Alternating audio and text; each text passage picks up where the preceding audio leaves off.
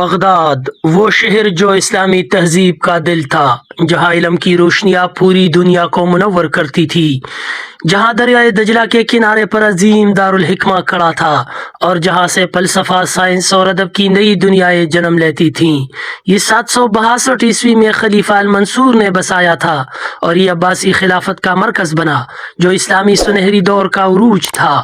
لیکن 1258 عیسوی میں یہ شاندار شہر ایک خوفناک طوفان کی زد میں آیا۔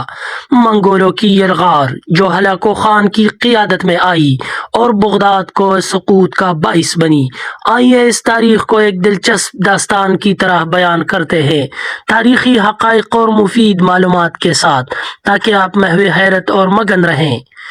عباسی خلافت جو 750 عیسوی میں قائم ہوئی اپنے عروج پر تھی، جب ہارون الرشید اور اس کے بیٹے مامون جیسے خلفاء نے اسے علم و فن کا گہوارہ بنایا، لیکن 10ویں صدی سے اس کی طاقت کمزور پڑنے لگی۔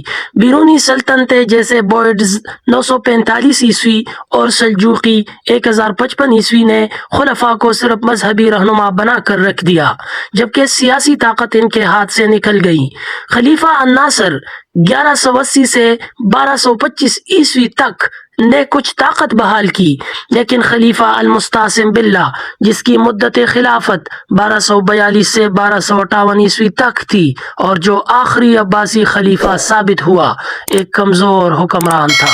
وہ شیعہ وزیر محمد ابن الالقمی پر منحصر تھا، جو منگولوں سے خفیہ بات چیت کر رہا تھا اور شہر میں فرقہ وارانہ فسادات پھیلے ہوئے تھے۔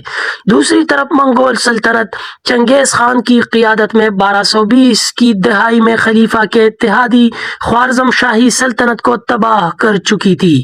منگولوں نے 1230 کی دہائی میں عراق پر چھاپے مارے، لیکن بغداد نے 1245 میں ایک منگول دستے کو شکست دی۔ تاہم اسماعیلی فرقے کے قاتلوں اشاشین نے منگول کمانڈروں کو قتل کیا، جس سے مونکے خان نے اپنے بھائی ہلاکو کو 1253 میں ایک بہت بڑی فوج، جس کی تعداد 1,38,000 سے 3 لاکھ تک تھی، کے ساتھ مغرب کی طرف بھیجا۔ اس فوج میں جارجیا، آرمینیا اور چین کے اتحادی شامل تھے، اور یہ جدید ہتھیاروں جیسے بارودی گولے اور پتھر پھینکنے والی مشینوں سے لیس تھی۔ ہلاکو خان نے پہلے اسماعیلیوں کو کچل ڈالا، 1256 میں الموت کا قلعہ گرا اور پھر بغداد کی طرف رخ کیا۔ خلیفہ المستعصم نے ہلاکو کی مدد کی درخواست ٹھکرا دی تھی اور دونوں کے درمیان متکبرانہ خطوط کا تبادلہ ہوا۔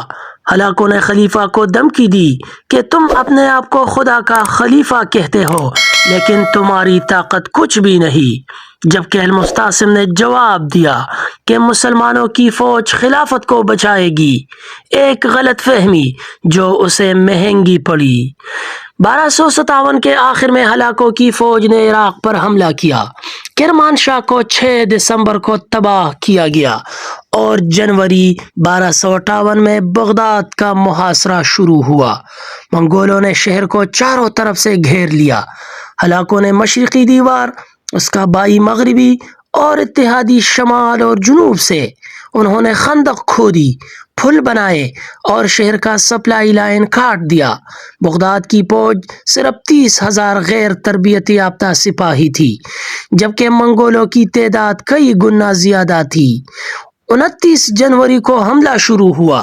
پتھر پھینکنے والی مشینیں، گیندیں اور نفتی آگ کا استعمال کیا گیا۔ 1 فروری تک جنوب مشرقی دیوار میں دراڑیں پڑ گئی اور 4 فروری تک مشرقی دیواریں منگولوں کے قبضے میں آ گئی۔ خلیفہ نے 17 جنوری کو ایک حملہ کیا، لیکن منگولوں نے ڈیم توڑ کر سیلاب لا کر اسے کچل دیا۔ ہزاروں مسلمان فوجی ڈوب گئے۔ خلیفہ کی ماں نے 20,000 سپاہی بھیجے، لیکن وہ بھی سیلاب کی نذر ہو گئے۔ آخرکار 10 فروری کو خلیفہ نے ہتھیار ڈال دیے۔ وہ اپنے خاندان اور درباریوں کے ساتھ ہلاکو خان کے سامنے آیا اور شہر کے لوگوں کو نکلنے کا حکم دیا، لیکن باہر نکلنے والے ہزاروں کو قتل کر دیا گیا۔ یہ محاصرہ صرف 2 ہفتوں کا تھا، لیکن اس نے بغداد کو گھٹنے ٹیکنے پر مجبور کر دیا۔ سقوط اور تباہی، خون کی ندیاں اور علم کی راکھ۔ 13 فروری کو لوٹ مار شروع ہوئی جو 1 ہفتہ جاری رہی۔ ہلاکوں نے حکم دیا، سب کو قتل عام کا نشانہ بنایا گیا، مسجدیں گرائی گئی، لائبریریاں جلائی گئی، دارالحکمہ کی کتابیں دریائے دجلہ میں پھینک دی گئی جو سیاہی سے سیاہ ہو گیا۔ اندازہ ہے کہ اسی اثنا تقریباً 6 لاکھ سے زیادہ مسلمان مارے گئے، کچھ عورتیں اور بچے غلام بنائے گئے، فنکاروں کو تشدد کا نشانہ بنایا گیا، دجلہ اور فرات کے ڈیم توڑ دیے گئے جو 500 سال کے زرعی نظام کو تباہ کر گئے۔ اس سے عراق کی معیشت کو صدیوں کا نقصان پہنچا۔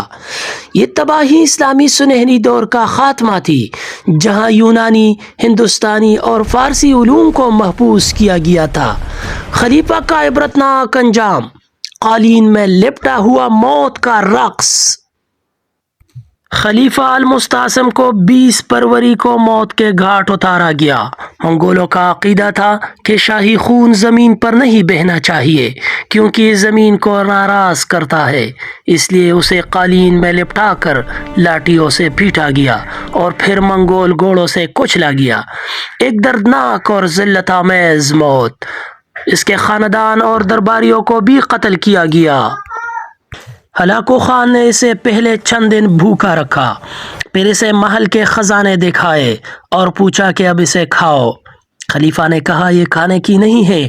ہلاکو نے جواب دیا جب یہ کھانے کی نہیں ہے تو تم نے یہ دولت کیوں میرے خلاف استعمال نہیں کی، اپنی پوچھ کو کیوں مضبوط نہیں کیا، اس دولت سے ان کے لیے تیر و تلوار کیوں نہیں خریدے تاکہ میں دریائے دجلہ عبور ہی نہ کر پاتا۔ خلیفہ کے پاس کوئی جواب نہیں تھا سوائے اس کے اللہ کو یہ منظور تھا۔ یہ انجام ایک سبق ہے، طاقت کا غلط استعمال اور اتحاد کی کمی کس طرح عظیم سلطنتوں کو گرا دیتی ہے۔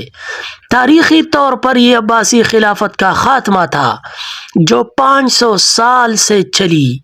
بعد میں مملوکوں نے قاہرہ میں ایک کٹ پتلی خلیفہ نصب کیا، لیکن حقیقی طاقت ختم ہو گئی تھی۔